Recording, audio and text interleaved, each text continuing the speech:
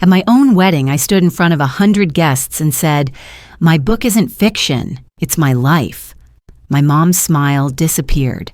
My dad stared at the floor. "Hi, I'm Hannah.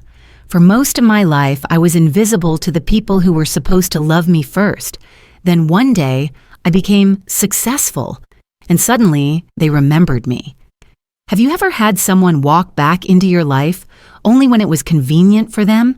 This is my story of being cut off, coming back stronger, and learning that family isn't who shows up when it's easy, it's who shows up when it's hard. I'd love to hear your thoughts. Have you ever had to walk away from someone just to protect your peace? Everyone said a wedding should feel like a fairy tale. That morning, it looked like one. The lake shimmered beyond the rows of white folding chairs. The sky above Stillwater, Minnesota, was painted in soft hues of spring blue. A gentle breeze teased the edges of my veil as I stood inside the venue's little prep cottage, staring at my own reflection longer than I should have. Behind me, the bustle of pre-ceremony chaos hummed. Clinking glasses, rustling dresses, someone laughing too loudly. Everything looked perfect, felt perfect, except it wasn't. I adjusted my bouquet, letting my fingers graze the folded note I'd tucked beneath the stems. I wasn't sure if it felt like paper or weight. Either way, I knew it was what I'd come here to carry and to leave behind. Ruth entered quietly like she always did. No grand entrance, no fuss, just her presence. She walked up and gently straightened the necklace I had nearly forgotten to wear. "You've carried it long enough," she whispered, eyes meeting mine in the mirror. "Let it go, honey." Her hand lingered on my shoulder, a small pressure that steadied me. That necklace had been a gift from her when I was 17. Delicate silver, engraved with a tiny bird in flight. I'd worn it during exams, job interviews, lonely nights, and now, on this day, I didn't need words to know she understood. She always did. Daniel arrived a few moments later, careful not to step fully into the room. "Just needed to see you," he smiled. That soft, real kind of smile that asked for nothing in return. "They said it's almost time." I nodded. He walked over, kissed my hand, and then leaned in, his voice low, meant for just me. "You've got this, all of it." Deborah showed up next. Of course she did. She came in with a wide smile and a breezy tone. "The hydrangeas turned out nice, didn't they?" she said, brushing a non-existent crease on my shoulder. "I told the florist blue and white would feel fresh, not too dramatic." "Not too dramatic," I echoed, smiling with the corners of my lips but not my eyes. She paused, eyes scanning my bouquet. For a moment, her gaze lingered too long, as if she sensed there was something more than roses and ribbon hiding inside. Then she looked away and walked off, her heels tapping their quick rhythm across the hardwood. I looked around and saw the empty chairs starting to fill. Old friends from high school, a couple of Daniel's co-workers, even our old English teacher, Mrs. Brooks, who once told me I had a writer's instinct for grief. The quartet outside began tuning up. Notes fluttered through the air like nervous butterflies. My heart wasn't racing out of joy. It wasn't nerves either. It was the kind of energy that builds before something real happens, something irreversible. Guests were starting to whisper. Some had read my book. I knew this because a few avoided my eyes, while others looked at me too directly. Daniel's cousin leaned toward her husband and said something behind her program. My mother noticed. Her smile stretched wider. I stepped back from the mirror and smoothed the fabric of my dress. It was ivory satin, plain by most modern standards, but I liked it that way. Simple, clean, uncomplicated, the opposite of what today would become. My brother Ryan stood alone near the bar. He hadn't said much since he'd arrived the night before.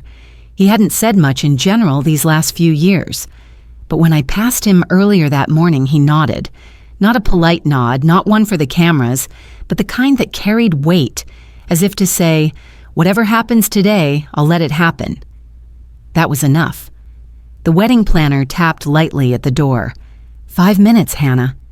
I exhaled. Not deeply, just enough. The world outside the cottage looked like something from a bridal magazine. Sunlight catching on champagne glasses, flower petals lined up in careful chaos, laughter floating lightly in the air. But my thoughts weren't on the ceremony. They were on the words I'd written weeks ago, rewritten a dozen times, and folded into my bouquet. People say you shouldn't bring the past into your marriage. I wasn't planning to. I was planning to leave it here, right in front of everyone who helped shape it. As I waited behind the curtain that led to the aisle, I thought about the weight of memory. It doesn't always look like sadness. Sometimes it shows up in flowers, in tailored dresses, in polite applause and matching centerpieces. I tightened my grip on the bouquet, not out of nerves, but because I wanted to feel the edges of that note one last time. My fingers brushed the paper like a quiet goodbye, not to Daniel, not to the guests, but to the version of myself who used to stay quiet. Outside, the music shifted into something ceremonial, the sound of chairs creaking, people standing, camera shutters clicking. I heard my name, and I stepped forward. They thought they knew what I'd say, but they forgot. I wrote my own story. The last time my mother smiled at me like that, I was 14. It was early spring, the kind where snow still crusted the edges of the sidewalks, and I had just finished setting the table for dinner. She looked at me from across the room, her lips pulled into a thin, rehearsed smile. "You'll be staying with Grandma for a little while," she said. Then she turned back to the oven like she'd simply announced the weather.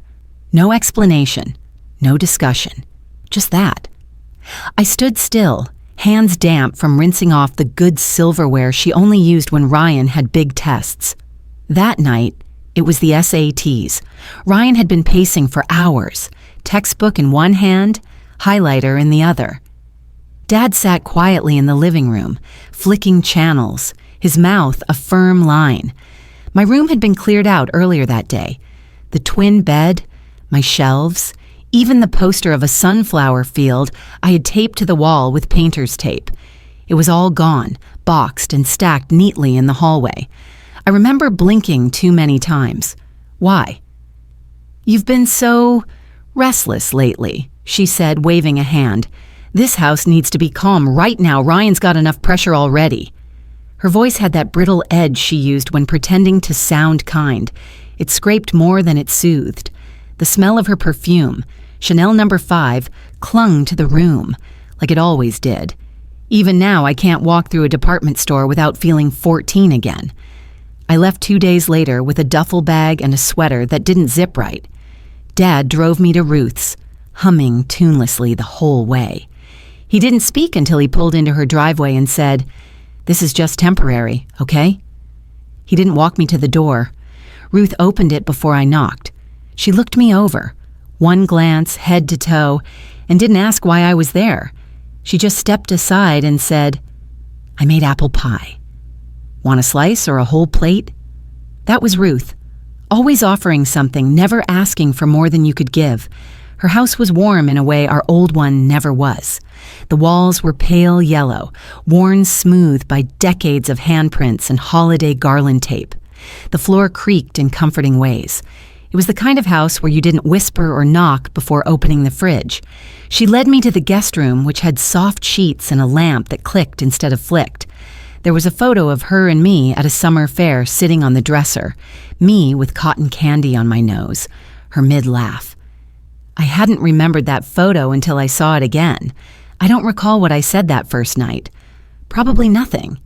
But she handed me a mug of hot cocoa, sat across from me, and turned on an old jazz record. The steam fogged my glasses, and that was the first time I let myself cry, quietly, without making a scene. Back at my parents' house, I was the distraction, the disruption, the not Ryan. With Ruth, I was just Hannah.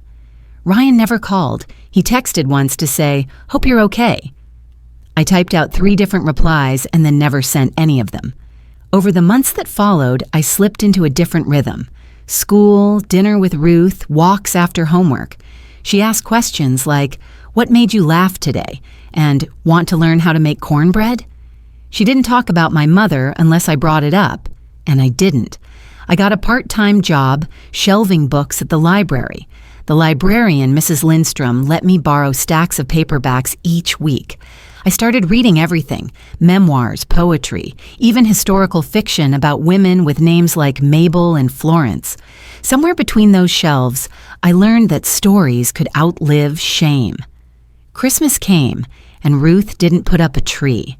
She put up a candle in the window instead, like her mother used to. On Christmas morning, she gave me a handmade scarf, deep green with crooked stitching, and a thermos of cocoa. "I'm not great with gifts," she said, "but I'm pretty good at warmth." We sat by the fireplace, our socks mismatched, the radio playing Bing Crosby on low volume. Outside, snow fell steady and silent. That night, I opened a blank notebook I'd been hoarding in my backpack. I wrote one line across the first page: "If they don't want to see me now, they'll have to read about me later." It was meant to be a sentence of defiance, but it turned into a promise, a blueprint. In that room, with the scent of wood smoke in my hair and Ruth humming somewhere down the hall, I started to imagine a different version of my life. One where I wasn't the invisible sibling, one where love didn't hinge on obedience. I kept that notebook for years, filled it with lines, observations, tiny hurts, and tiny victories. Things like, "She only hugs Ryan at the airport."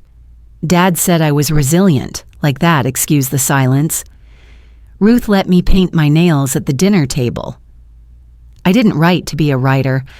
I wrote because no one asked me how I felt. The truth is, people don't have to scream to make you feel small. Sometimes all it takes is a parent who turns down your volume before you even speak.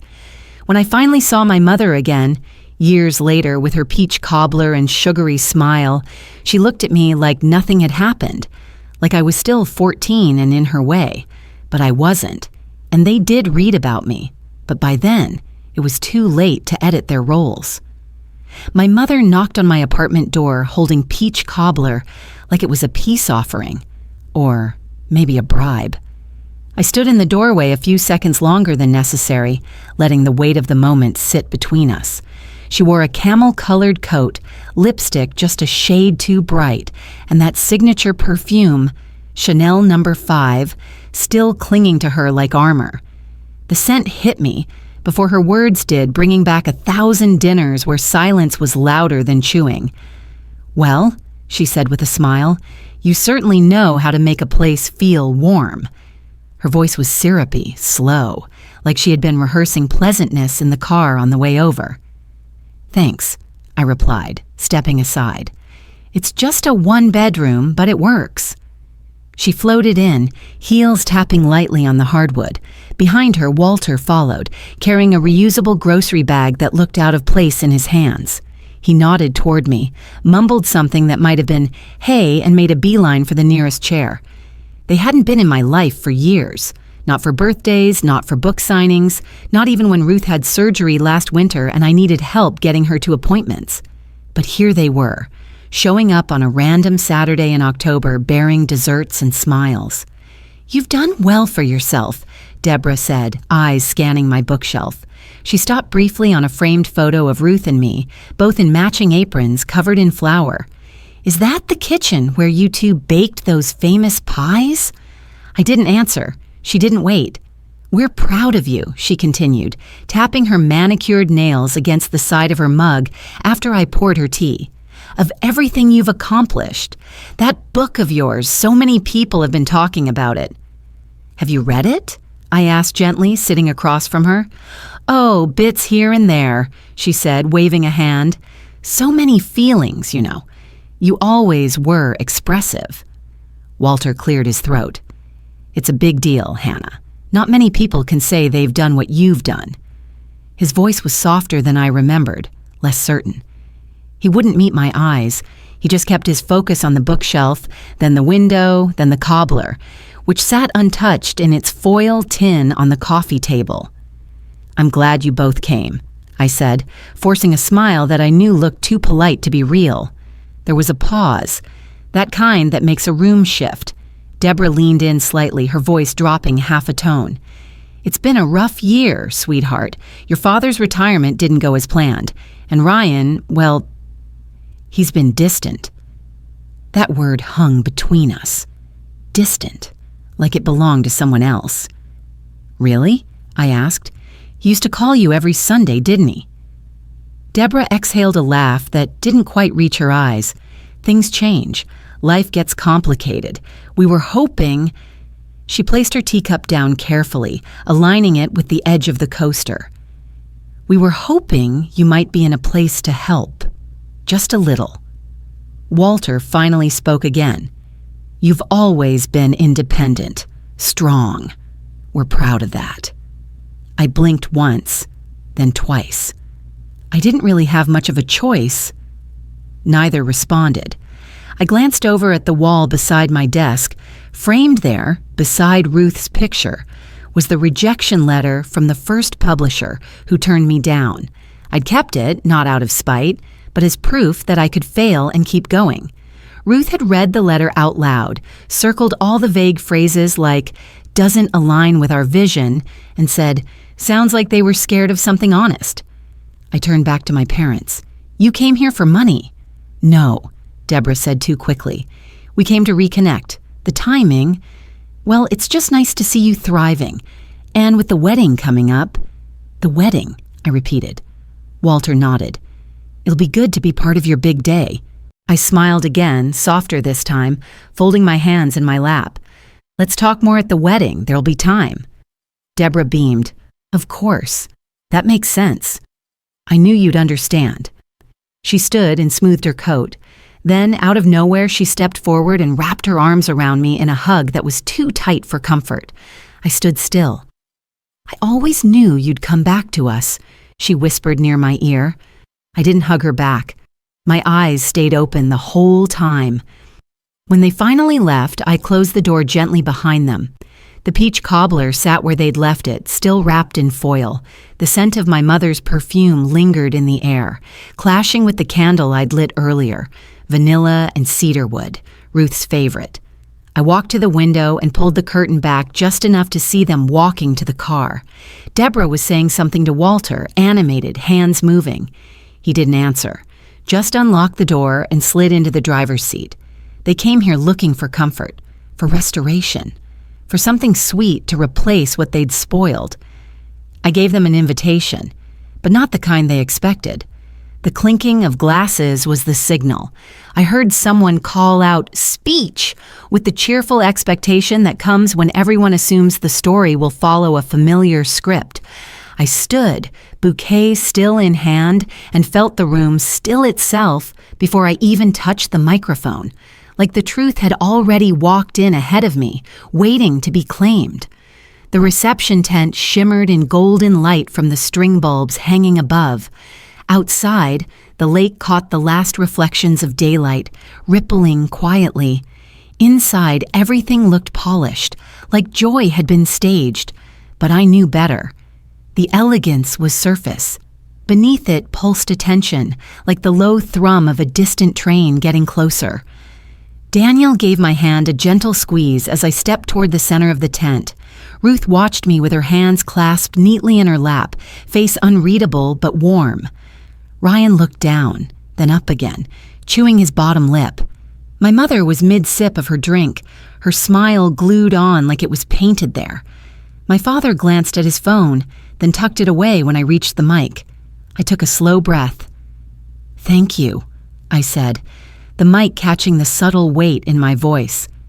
"For being here with us, me and Daniel, on such a meaningful day, a beginning." A promise. There were nods and murmurs of agreement. Some guests leaned forward in their seats, their bodies tuned to tradition. They were expecting something sweet, something safe, a story with bows. "I want to thank a few people especially," I continued, my eyes finding Ruth. Ruth, my grandmother, who showed me the kind of love that doesn't keep score, and Daniel, who has been my anchor, my partner, and my peace. A few claps, a flashbulb.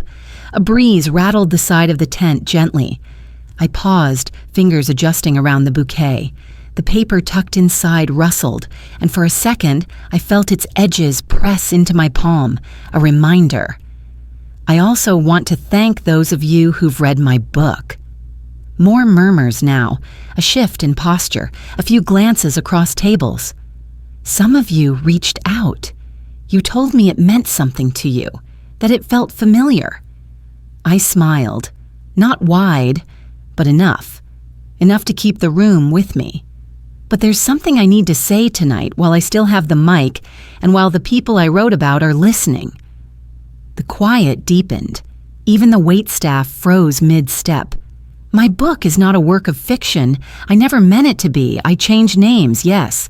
But the girl in that story, she's me. Deborah's wineglass paused mid-air. Walter folded his hands, fingers laced too tightly. I was sent away when I was 14, I said evenly. My room became a study space. My needs became interruptions, and my voice, when I tried to use it, was treated as noise. My mother blinked, smile stiffening. No one asked me what I wanted, not when I was told to pack, not when I was dropped off, not for the years after. I wasn't rebellious. I wasn't broken. I was just inconvenient. Someone near the back coughed. A man whispered something to the woman next to him. Deborah's face flushed slightly like someone had raised the lights too high. I found safety with Ruth, I said. I found quiet that wasn't cold, and in that quiet I began writing, because I didn't have anyone asking me how I felt. Deborah set down her glass. That's not how it happened, she said softly, still trying to sound pleasant, reasonable. We did what we thought was best. For who? I asked, eyes fixed on her. Ryan stood suddenly. His voice cracked as he spoke. It's exactly how it happened, he said, loud enough to startle someone near the dessert table. And you didn't just do it to her. You did it to me, too. Deborah turned toward him, startled. Ryan, you pushed me to be what you needed, he said, what you could brag about. I never got to decide who I was. I just tried not to fail at who you thought I should be. Her hands reached toward him instinctively. He stepped back. I stayed close longer than I should have, he added, because I thought maybe one day you'd hear me. But you only listen when you're the one talking. Silence bloomed like fog. Walter cleared his throat. It was easier to pretend she was okay, he said, not defensive, just tired. All eyes turned to him. He looked down at the table, picking at a napkin's edge. I shifted slightly, letting the weight of what had just happened settle. Then I looked out at the guests, some old neighbors, a few co-workers, a few distant relatives who had offered generic compliments earlier. They all looked a little less sure now. I didn't write a book to hurt anyone, I said. I wrote it so I could breathe, so I could stop carrying things that were never mine to hold. I took a breath. My hand trembled slightly as I loosened my grip on the bouquet. I reached out, unwrapped the microphone from my fingers, and placed it into Daniel's open palm. He hadn't moved, just waited. When our eyes met, he gave me a small nod. It said, I see you. I walked slowly back to our table. The air felt different now, less scripted. I sat beside Daniel. Ruth reached over and placed a hand on my back, warm and steady. The applause started softly. Polite at first, then a little fuller. But it wasn't the sound that mattered. Inside, I had never felt louder. They left before dessert. No hugs, no family photos, no parting words about how lovely the evening had been. Just vanished, like smoke curling out an open window. When I looked back at the table where they had been sitting, the linen napkins were still folded neatly. Untouched slices of wedding cake sat beside untouched champagne. Deborah's wine glass was only half empty, unusual for her. Daniel had noticed, too. He leaned in and whispered, "Do you want me to say something?" I shook my head. There was nothing more to say. Not then. Not anymore.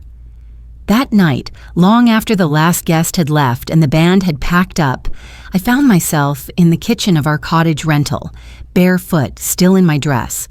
Daniel had hung up his tux jacket and was already rinsing out glasses. I leaned against the counter and watched the water swirl down the drain, suddenly exhausted by everything I had carried to that day. "You hungry?" he asked, drying his hands. "I can make toast." I nodded. "Toast sounds great."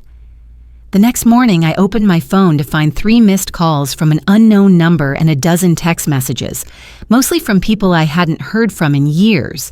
My cousin from Florida had messaged, "That was brave, Hannah." A woman I didn't recognize had written, "Your book saved me. Thank you for reading it out loud."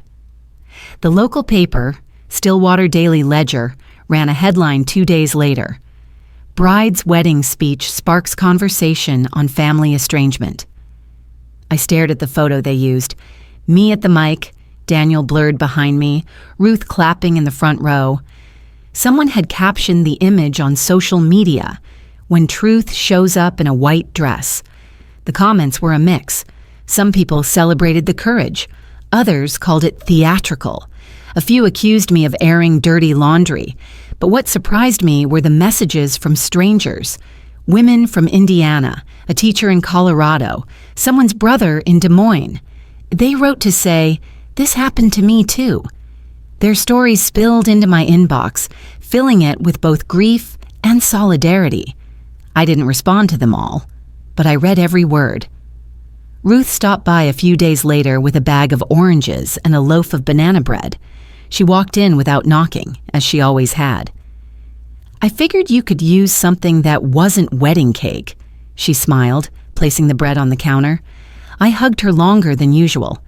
We sat on the porch afterward, our mugs of tea warming our hands. The air was fragrant with lilacs, and somewhere a lawnmower buzzed lazily in the distance. "I guess I should feel something," I said, watching a cardinal land on the neighbor's railing, about them disappearing like that. "You do feel something," Ruth replied. "You're just not used to having space for it." I looked at her. "Do you think they're ashamed?" She sipped her tea. "Shame isn't the enemy. Denial is. At least shame teaches us something if we let it." There was a pause. She added, "Truth is uncomfortable company, but it never overstays." I nodded. Later that week, I found myself back at my desk, clearing out emails. One had a subject line that stopped me cold. From Ryan. Subject: "I'm sorry it took me so long." I opened it slowly, half expecting it to be empty or guarded. But it wasn't. It was short, honest. He said he'd watched the video of the speech when a friend sent it to him, said he didn't know how to fix anything, but he wanted me to know he believed me, that he remembered things too, and that sometimes being quiet wasn't safety, it was survival. I didn't respond right away. I needed space to feel that too. That night, Daniel made spaghetti. Simple. No ceremony. Just noodles and jarred sauce and 2 forks. We ate on the couch, feet tucked under us like we were 20 again. He put on a jazz playlist Ruth would have liked, and at some point I realized I was halfway through my plate. It hit me. I couldn't remember the last meal I'd eaten without guilt, without my body tensing from a memory, without wondering what Deborah would have commented on or what silence Walter would have given in place of defense. After dinner, I cleaned the dishes while Daniel wiped down the counters. There was a small sense of peace in the routine. We didn't talk about the wedding. We didn't need to. Before bed, I opened my laptop and stared at a draft email I had written weeks ago.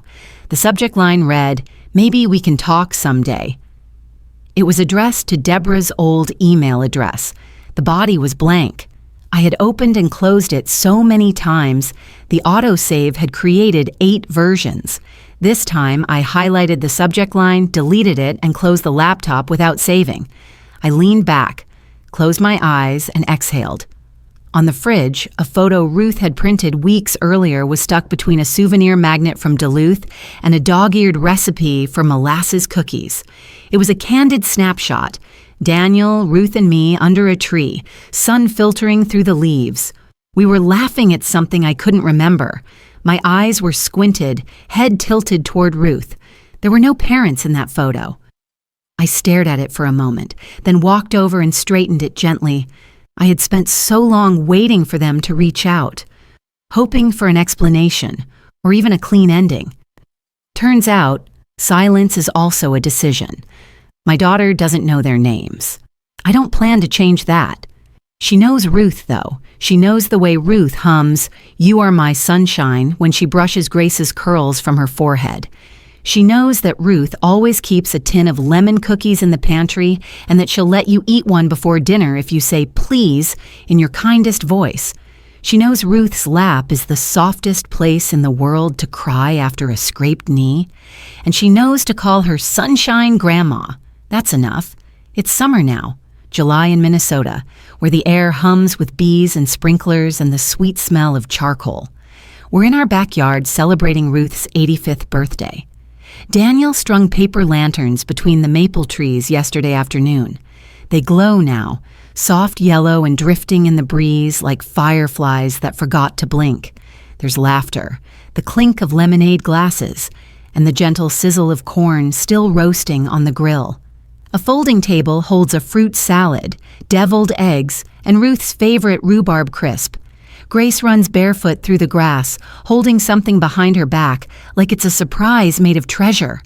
She skids to a stop in front of Ruth and thrusts forward a folded piece of thick paper, purple crayon hearts, scribbled suns, and a lopsided stick-figure duo labeled Me and You. Ruth takes it with both hands, smiling wider than I've seen all day. "You are my sunshine," she sings, the words off-key and perfect. "You are my sunshine," Grace echoes, not really knowing the next line but humming anyway. I'm standing at the lemonade table, refilling cups, watching them. My heart does that thing, tight and wide all at once, where you know you're watching something permanent form in real time. Daniel brushes past me and winks. "She's working the crowd," he says of Grace. "She gets it from you," I say, nudging his elbow.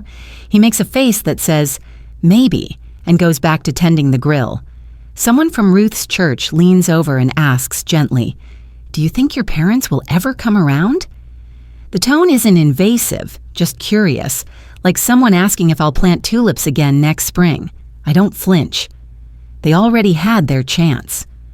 The woman nods slowly, understanding not just my answer, but the quiet peace behind it. A few guests wander over with birthday cards, and Ruth lights up for each one.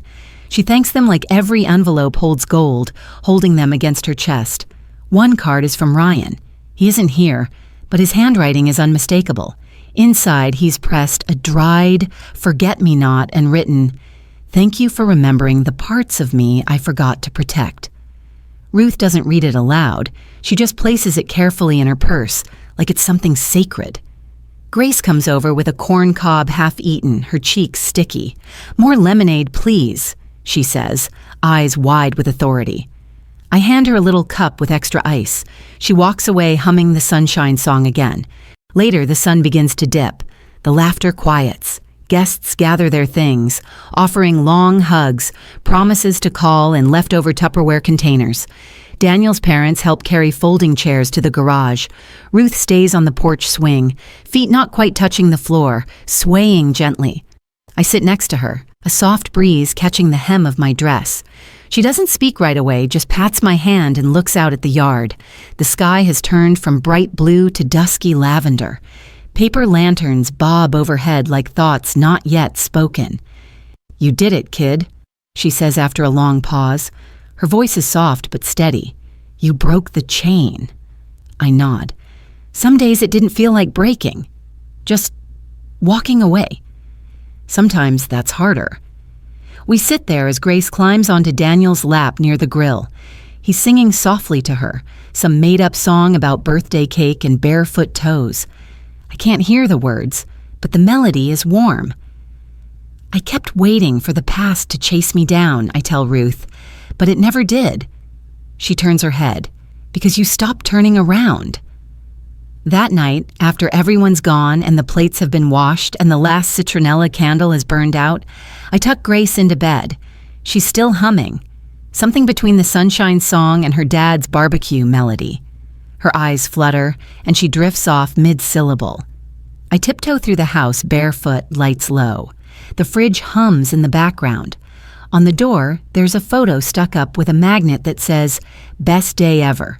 It's of the three of us, me, Daniel, and Ruth, sitting on a picnic blanket with Grace in the middle, arms stretched wide, mouth open in laughter.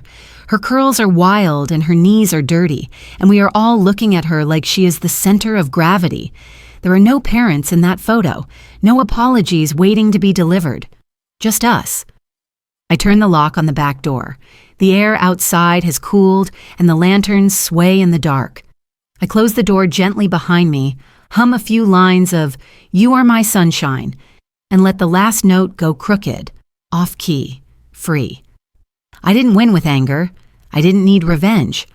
I just stopped letting pain speak for me. And it's been quiet ever since. There's something quiet about peace when it finally arrives. Not loud, not grand, just steady like a screen door closing gently behind you. That night, humming Grace's tune under my breath, I realized the past no longer owned my story. Sometimes, healing isn't about confrontation. It's about choosing where your love goes next and who gets to keep it. We don't always get to choose the family we're born into, but we can choose the one we build day by day with kindness and truth. If this story reminded you of someone or of yourself, I'd be honored to hear what stayed with you. After all, the stories we share are what keep us connected.